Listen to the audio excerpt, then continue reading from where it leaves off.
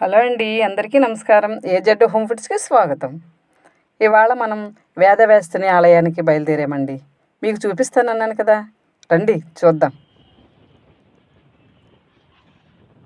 ప్రకాశం barrage చూసారా? ఈ ప్రకాశం barrage మీదుగా వెళ్ళాలి. చూడండి, కృష్ణమ్మ తల్లి ఎంత ప్రశాంతంగా ఉందో. ఇది కరకట్ట రోడ్డు. ఈ రోడ్డు మీదుగా వెళ్తే మనకు రాజధాని రోడ్లు వస్తాయి. ఇవేనండి రాజధాని రోడ్లు. ఇలాంటివి ఇటువైపున ఒకటి అటువైపున ఒకటి 3 లైన్లు ఉన్నాయి. మధ్య లైన్లో మనం వెళ్తున్నాం.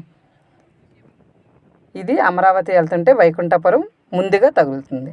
చూసారా, పచ్చని చేళ్ళు, బంతిపువ్వు తోటలు, ఇటు కనకాంబరం తోటలు, అరటి తోటలు, మధ్యలో మనం వెళ్తుంటే బంతిపూల స్మెల్ ఎంత బాగా వచ్చిందోనండి. చూడండి, వచ్చేసాం మనం గుడి దగ్గరికి. దీని ఎదురుగుంట ఆశ్రమం ఉంటుంది.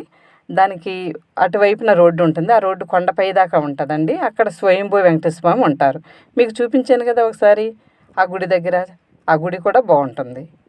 ఇదిగోండి, మనం ఇలా లోపలికి వెళ్తుంటే చూడండి, పువ్వుల మొక్కలు ఎంత బాగా పెట్టారు. బాగా పూసినాయండి పువ్వులు. తులసి చూడండి, ఒక తోటలాగా వేసేసారు తులసిని. ఆలయం ఎంత ప్రశాంతంగా బాగుంది. చల్లటి కొండగాలి ఎంత బాగుందోనండి. చూడండి, గుడి ఎంత సుందరంగా ఉందో. లోపలికి వస్తే చూసారా, చిత్రపటాలు ఎంత బాగున్నాయో. అందంగా వేసారు కదండి. ఈ చిత్రపటాల కోసం మనం వివరాలు చెప్పమంటే అక్కడ మాతలు ఉన్నారు. వాళ్ళు సేవ చేయడానికి వస్తూ ఉంటారంట. ఎంత చక్కగా వివరించారంటే బాగా వివరించారండి. ఈ ఇటుక మేము ఇస్తున్నాం కదా, ఎందుకంటే ఈ గుడి కట్టేటప్పుడు అందరికీ ఇచ్చారు.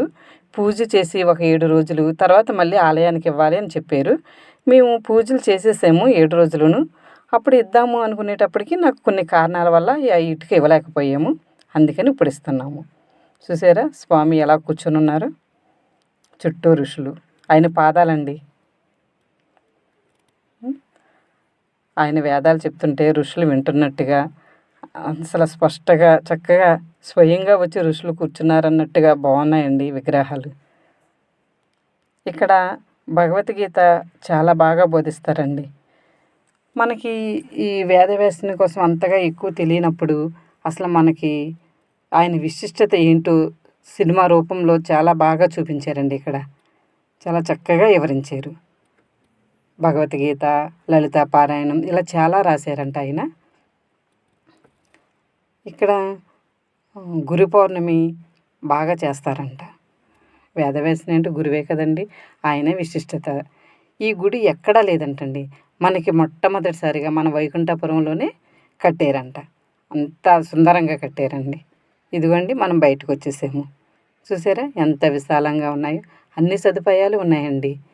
ఇటు కడుతున్నారు చూసారా భవనాలు, ఇంకా పనులు జరుగుతున్నాయండి. బయటకు వస్తే అక్కడ నాగేంద్ర స్వామి నమస్కారం పెట్టుకుని ఇంటికి బయలుదేరుతున్నామండి. వీడియో అందరికీ షేర్ చేయండి.